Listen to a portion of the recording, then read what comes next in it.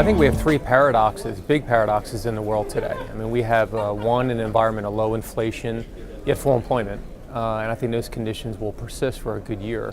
We also have a paradox of low growth yet high valuations. Equity markets in the U.S. in particular have performed extremely well. And then finally we have this low level of volatility, almost an eerie calm over the markets despite elevated levels of policy uncertainty. So they're really the sort of forces that are interacting with each other at this present time.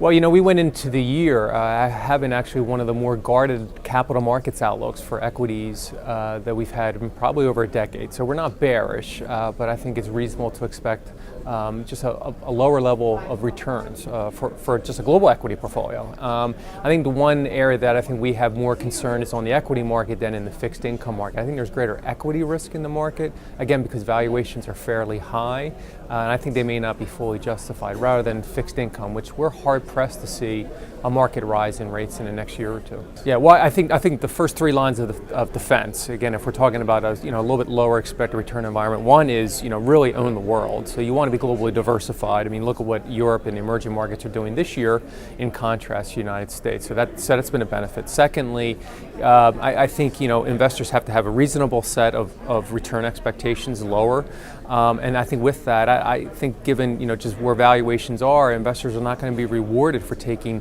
outsized risk positions. So I would be fairly close to one's policy portfolio, their asset allocation, and really minimize costs if we're talking about a somewhat lower return environment in years ahead. I mean, I think though for investors, they have to just, I think the next 5 years are going to be more challenging than the past 5. And so with that, it's going to require patience and discipline, because the market doesn't necessarily care what we want. It's going to deliver appropriate rate of return. So I think just staying reasonable in our return expectations and sticking to the plan.